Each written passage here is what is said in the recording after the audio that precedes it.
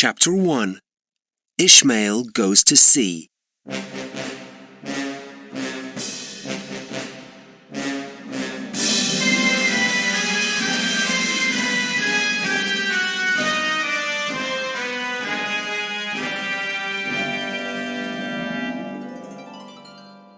Call me Ishmael, The young American says when he begins his story on the Rachel. It is 1845 in the port of Bedford. Bedford is in North America, near the Atlantic Ocean. Ishmael is from New York. He is interested in whales. He wants to sail the sea and learn more about them. So he goes to Bedford and looks for whaling work there. But there are no whaling ships in Bedford Harbor that day. Ishmael must stay the night in Bedford and look again the next day. He walks through the streets. It is a cold evening. Where can he sleep? Near the harbor, he finds an old inn. He goes in and speaks to the landlord, Peter Coffin. I'm a sailor and new in town. I'd like a room for the night. The landlord says, I don't have any empty rooms tonight. But you can stay in Queequeg's room. He's out now, but he's a sailor too. Okay. Ishmael says. He gives money to Mr. Coffin for the night. The landlord takes him up to Queequeg's room and leaves him there. Ishmael is tired. He goes to bed at once. Soon he is sleeping. Later that night, he hears a noise. He sits up suddenly in bed. There is a big man in the room with a harpoon in his hand.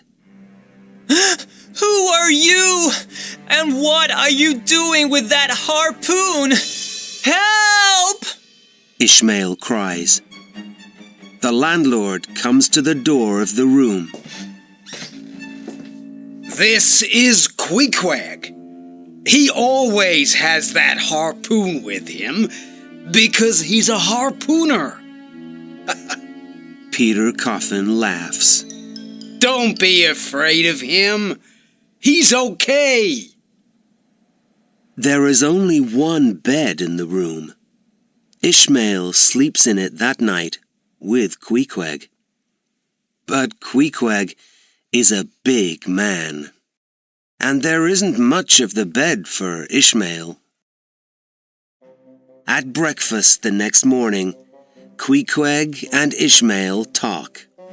They laugh about the night before. I come from Kokavok in the South Pacific.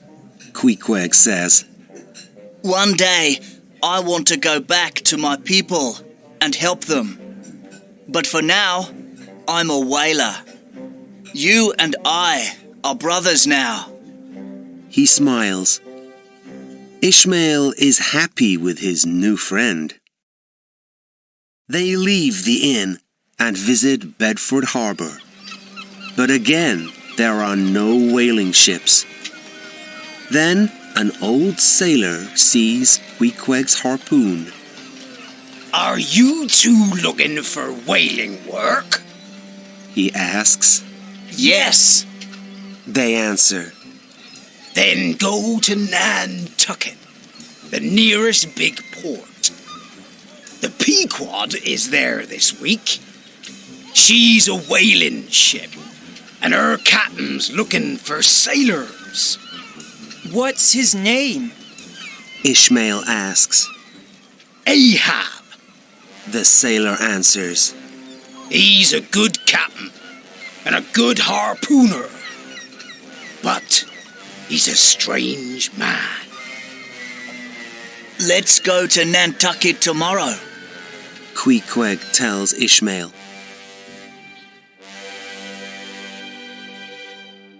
The next day, they sail to Nantucket. The Pequod is in the harbor there. They go on board, but they cannot see Captain Ahab. So they speak to Starbuck. Starbuck is the Pequod's first mate. He is a friendly man. My friend Queequeg and I are looking for whaling work, Ishmael says. That's good, because we're looking for sailors. Starbuck tells him. Young man, can you row? Yes. Ishmael answers. Good. Starbuck says. We have 4 whaling boats on the Pequod. 3 boats have a mate, 4 rowers, and a harpooner. The 4th boat is for Captain Ahab. You can be a rower in my boat, Ishmael. And I need a new harpooner, Queequeg. This man is one of our harpooners, too. Tashtego, meet Queequeg. Tashtego is a tall man with long black hair. He says hello to Queequeg. The next day, the sailors' families come and say goodbye.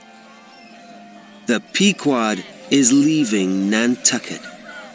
She's going to sea for 4 years, so the sailors' families are sad. Ishmael isn't sad. He's excited, but he has many questions in his head. Where is Captain Ahab? Is he in his cabin? And when is he going to come and speak to his men?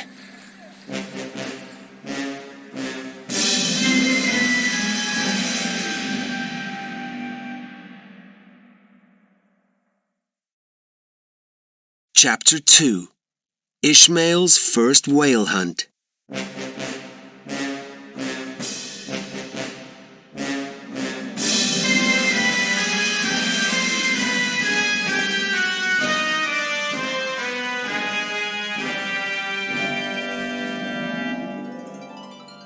After a week at sea, Captain Ahab comes on deck. He is a tall, old man. He has cold eyes and a scar on his face. All the sailors on the Pequod are afraid of him. Look at his leg. Ishmael tells Queequeg. It's a whale's bone. And his face is angry. Why? Call the crew on deck. Ahab quickly says to Starbuck, the first mate. Ahab smiles at the sailors when they arrive. He has a gold coin in his hand. Look, man. See Moby-Dick, the white whale, first, and this coin is for you. I hate that white monster, and I want his life. Captain, Starbuck says. How can you hate an old whale? It's not right. See this whalebone leg, Mr. Starbuck? Ahab answers. Moby-Dick must die for that. Are you with me, men? Yes! The sailors cry. Captain, Starbuck says.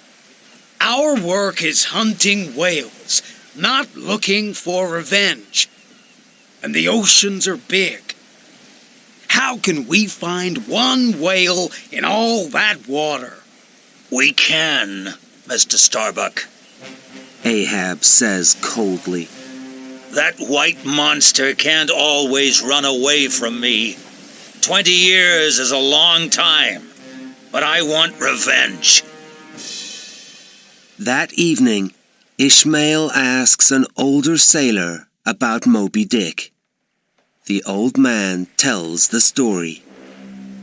It's 1825. and we're near Japan. We're hunting the white whale with Captain Ahab. Moby-Dick is under the sea near our boat. We can't see him, but we're waiting quietly for him. Suddenly, our boat moves up. Moby-Dick is coming up under us. Some men cry out. Soon we're all in the water. Ahab isn't afraid. He gets on the whale's back with a knife in his hand. He brings the knife down into the whale's body many times. Die, Moby-Dick, you monster! He cries. The white whale looks at Ahab. He takes Ahab's leg angrily in his mouth. Then he closes his mouth on it. The captain can't stop him. Soon after, we bring Ahab back to our ship. We take him to his cabin, and we put him in his bed. Moby-Dick has my leg. He cries. He must die for this. From that day, Captain Ahab's life changes. Now he never stops thinking of Moby-Dick. He wants revenge. Late the next day, Ishmael sees his first whale hunt. Tashtego is up on the mast, and he cries, Look! Whales! The men run to their boats. But what is this? 5 strange men in black clothes are helping Captain Ahab into his boat too. Good for him! The second mate laughs. 4 boats are better than 3. Starbuck says nothing. After Ahab's talk of revenge, the first mate is not happy about this evening's whale hunt. Soon, the boats are rowing fast after the whales. The fastest boat of all has Ahab in it. Ishmael and Queequeg are in Starbuck's boat. The sky is dark now. They hear a whale near them, but they cannot see it. Suddenly, Queequeg stands up. He throws his harpoon at the whale, but he does not kill it. The whale hits the boat angrily with its tail. After that, Starbuck's boat begins to go down. They can't row back to the Pequod now. Just then, somebody in the boat cries, Oh no! Look! The Pequod is coming right at them. She's going to hit them.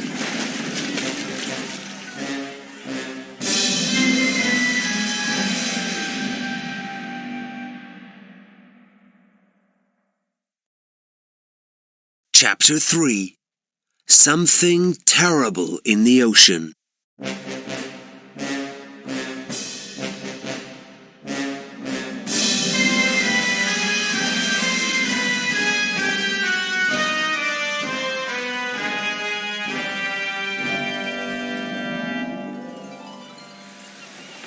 Into the water, men! Fast! Starbuck cries. At once, all the sailors from his boat jump into the ocean. Seconds later, the Pequod goes over their boat. But Starbuck is happy because all his men are alive. They swim quickly over to the ship and go on board. After that, the ship sails down to the south of Africa. The crew of Ahab's boat come out on deck then. All of them are wearing black clothes. Their master is Fedallah. He makes no noise when he moves around the ship. He always talks quietly to his men. He often walks on the deck of the Pequod with Ahab, and when they are walking, he speaks quietly in the captain's ear. But he never talks to any of the ship's crew. Ishmael is afraid of Fedallah. The sailors tell strange stories about him. Fedallah can see into the future, some of them say. One afternoon, Tashtego is up on the mast.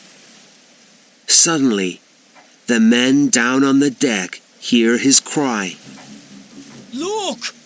There's something big and white in the water! It's Moby-Dick! Into the boats, men! Ahab cries to the crew. Remember that gold coin! But when the boats arrive at the white thing, they find no whale. It is something more terrible. A giant white squid. Its many arms are moving around with the water. But the squid is dead. What a strange thing, Starbuck says. Giant squid usually live far down, under the ocean, and whales eat them. This is bad luck for us all, I feel. No, Mr. Starbuck. You're wrong, says Queequeg. It's good luck. When you see a giant squid, whales are never far away. Wait and see. Queequeg is right. The next day, the men hunt and kill a big blue whale. They take its dead body back to the ship. They are very happy. Now they have a lot of whale oil for their barrels. They work on the dead whale's body with their knives, and for many hours they sing happily at their work. But Ahab isn't happy. He looks coldly at the dead blue whale, and he says nothing. Then he goes back to his cabin, and he closes the door behind him. Ahab isn't interested in the oil. Starbuck thinks. He wants a bigger whale, a white whale. He wants Moby-Dick. He needs revenge. The men work on the dead whale all day. It is on the ropes at the front of the Pequod. The sailors carefully put the expensive oil from the whale's body into many barrels on deck. But in the afternoon, something terrible happens. Tashtego has oil on his hands. He falls from one of the ropes down into the whale's empty head. Then the giant head falls from the whale's body and into the ocean. Tashtego goes with it, and the whale's head, with Tashtego in it, goes down under the water. Queequeg quickly jumps into the sea after his friend. Minutes later, Starbuck's boat is in the water too. It is going to help them. Ishmael is one of the rowers on the boat. He cannot see Queequeg now because he is under the water.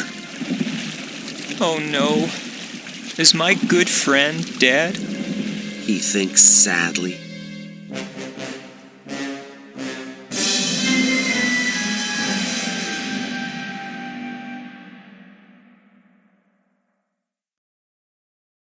Chapter 4. Let's forget Moby-Dick.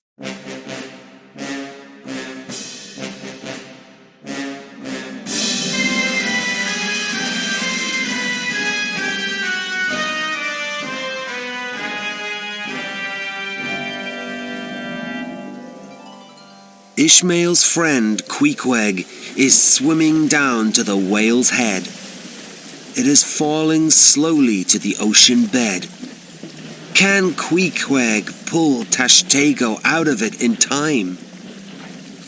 The men on the Pequod cannot see through the dark water. They watch from the deck and wait. Nobody speaks.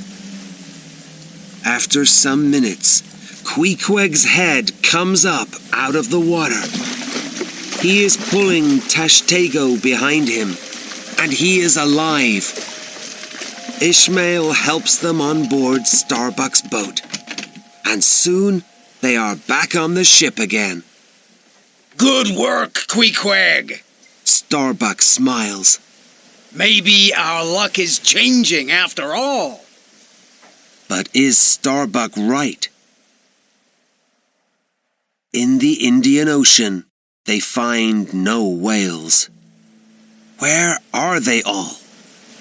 Maybe there aren't any more whales in the sea. Ishmael thinks. After all the hunting. Nothing happens for days after this, and Ahab stays in his cabin. Then the sailors suddenly see many whales in front of them. Is their luck changing? The whaling boats go out. Soon there are whales all around them. Be careful, boys! Watch their tails! Starbuck cries. There are young whales here, and their mothers don't want whalers near them. After many hours, the boats go back to the Pequod. They have only one whale with them, and it is not very big. Our work is never easy. Starbuck thinks tiredly. Then Ahab sees a ship not far away. It is the Samuel Enderby. He calls out to the English captain. I'm looking for a giant white whale. Can you help me? Captain Boomer answers. Yes, I can. Look! He puts up his left arm. It is a whale's bone. Ahab is excited. Take me over to the Samuel Enderby, quickly! He says to his men. Ahab's going crazy. Starbuck thinks. On board the Samuel Enderby, Ahab says hello. He hits his whalebone leg and Captain Boomer's whalebone arm with his hand. Boomer laughs. He is a friendly man, and his face is red from the sun. Tell me more about this white whale, Ahab says. Oh, I remember him well. Boomer answers. He has a giant head and scars all over his body. There's an old harpoon in his back. That's my harpoon! Ahab cries. So it is him! Moby-Dick! Where is he now? I don't know. I'm talking about last year, but I can see it all in my head. First, he breaks my boat in two with his tail. Before I know it, I'm in the sea. Suddenly, he pulls me under the water. Then the harpoon in his back goes into my arm. It comes out near my hand. After that, my first mate pulls me from the water and takes me to my ship. I stay for weeks in my bed, and my arm goes black. In the end, the ship's carpenter cuts off my arm with his knife. A terrible thing. So, I lose my arm. But I'm alive. That's something. And the white whale? Ahab asks. Ah, he's out there, The old monster. He has my arm, but he can't have any more of me. Boomer laughs. And he has your leg too, Captain Ahab. So let's forget Moby-Dick, I say. What about you?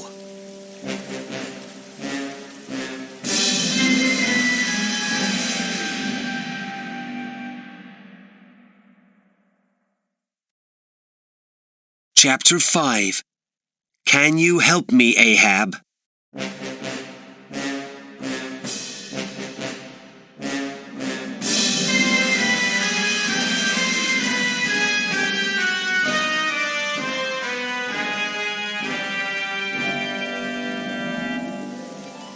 Forget Moby-Dick? Never! Ahab cries. I want to have my revenge. Boomer looks at Ahab strangely. What's the matter with you, Captain? Moby-Dick's a whale, not a man. Why are you looking for revenge on him? Are you crazy? Question me no more. Ahab says angrily. Take me back to the Pequod. He tells his men. The white whale is calling. I must go. Some weeks later, the Pequod is near Japan. Ahab is very excited. Moby-Dick is not far away, he feels. One evening, Starbuck visits Ahab's cabin. There's oil on one of the decks, Captain. He says. It's coming from the barrels. We can't lose it. We must bring the barrels up and look for holes in them. The whale oil doesn't matter. Ahab cries. Captain, Starbuck says. I'm asking you for the last time. Forget the white whale. Think about your men. Are you asking or telling me? Ahab says. He takes his gun in his hand and looks at Starbuck. There's only one captain on this ship. Remember that. Yes, Captain. Starbuck answers him. At the same time, he is thinking, But maybe soon I must kill you, you crazy old man. Ahab puts his gun down. All right, Starbuck. Go and look at those barrels. He says. I'm not interested. Hours later, there are barrels all over the deck. Queequeg looks carefully at them all. In the end, he finds a hole in one of them. He puts the oil from it into a new barrel. But he is cold after this work late at night. And the next day, he is very ill. I'm dying. He tells Ishmael. Bring the ship's carpenter here. He must make a coffin for me. And bring my harpoon too. Ishmael is sorry for his friend. He goes for the carpenter. The carpenter comes and makes a big coffin. Queequeg gets in it with his harpoon. It's a good coffin, he says. But after 3 days, Queequeg is well again. I can't die now, he says. The time isn't right. And later, I must go home and help my people. The coffin can wait. Ishmael is happy for his friend. One night, Captain Ahab has a terrible dream. In this dream, he dies at sea. Can it be true? He asks Fidela. Fidela looks into the future. Then he says, Before you can die, you must see 2 coffins on the sea.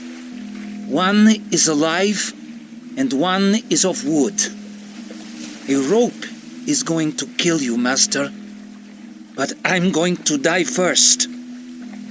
The sky is black with rain now, but Ahab laughs at the rain and at the white lightning in the sky. You cannot kill me! He cries. This scar on my face is your work, but look at me! I live! Just then, there is a cry from the mast, and a sailor falls into the sea. More bad luck, Captain. Starbuck says, Let's go home. but Ahab is not listening. Later that day, a big whaling ship, the Rachel, arrives near the Pequod. Captain Gardner of the Rachel knows Ahab well. Can you help me, Ahab? Gardner calls across the sea. We can't find one of our boats, and my young son's on it. Starbuck looks at Ahab. Is the captain listening to his old friend? Can he forget for 1 minute about Moby-Dick?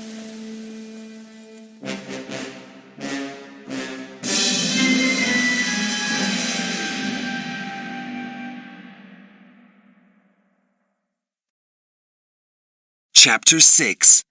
Revenge.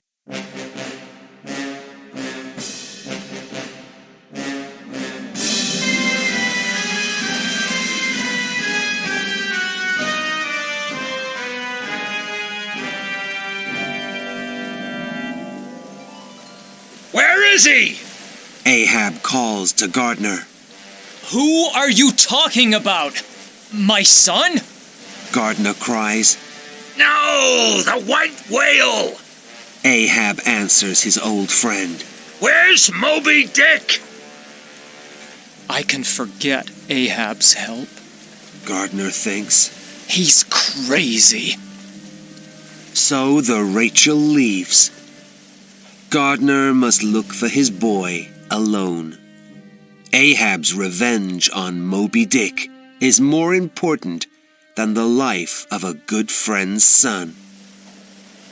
I have a son at home, Ahab thinks sadly. but I must kill Moby-Dick before I see him again. That night, Ahab says, The white whale's near us. I can feel it. Take me up the mast, man. From the mast, Ahab looks out at the black water. Suddenly, he cries, There he is, the monster. I see him. The gold coin is for me. To the boats! Starbuck, stay on the Pequod with your crew. The hunt for Moby-Dick takes 3 days. On the first day, the whale swims quickly away from their boats. Ah, he's laughing at us. Ahab says. Give the harpoon to me. Just then, the white whale swims under Ahab's boat. He comes up suddenly and breaks the boat in two.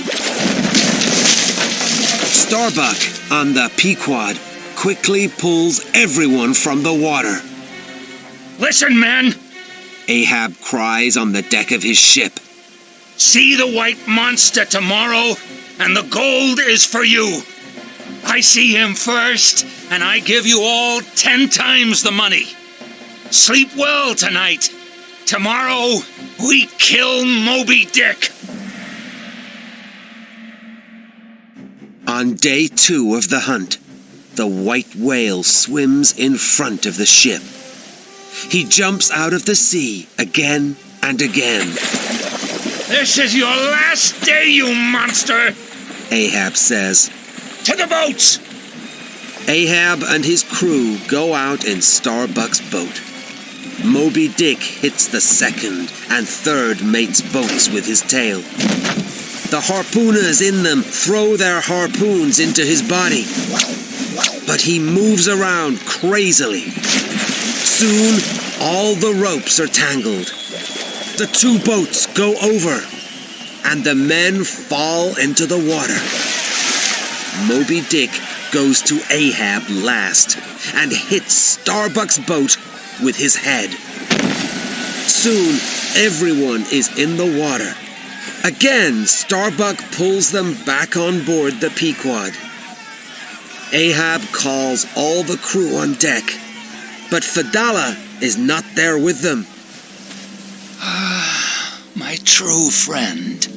Ahab thinks sadly. So the sea has you now. Let's stop this crazy hunt, Captain. Starbuck says. The white whale's faster than us. We can never kill him. Forget Moby-Dick. No! Ahab cries. I need revenge. We're going to kill him tomorrow. Then we can go home. Let's ask the crew. Are you with me, men? We are! All the sailors cry. On day 3, the sky is dark, but the 3 boats go out again.